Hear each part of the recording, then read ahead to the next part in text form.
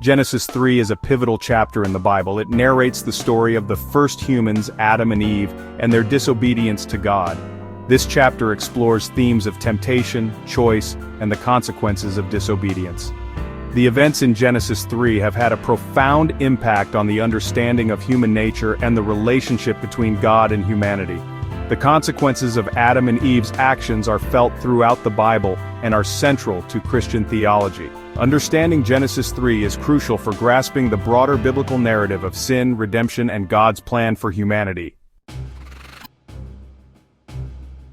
The serpent, described as crafty, initiates a conversation with Eve. The serpent questions God's command not to eat from the tree of the knowledge of good and evil. Eve, responding to the serpent's inquiries, reveals the prohibition and the consequence of death for disobedience.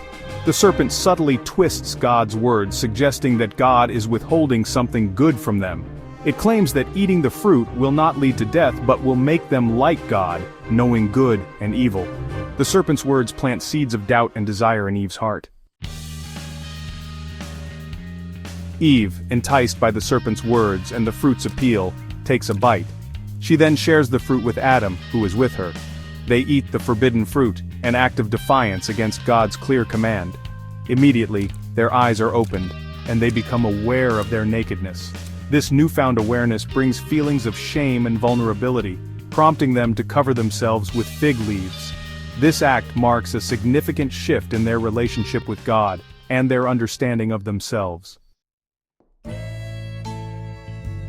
God, walking in the garden, calls out to Adam, inquiring about his whereabouts.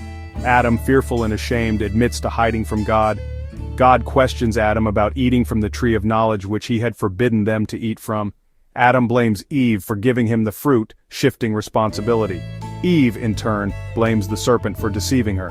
The blame shifting highlights their unwillingness to take responsibility for their actions, a common human response to wrongdoing. God, in his justice, pronounces consequences for their disobedience.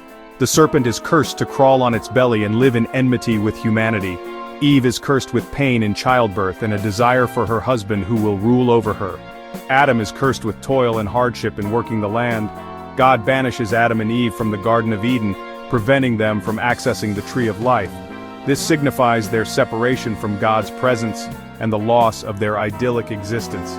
The consequences of their actions extend to all humanity, introducing sin and death into the world.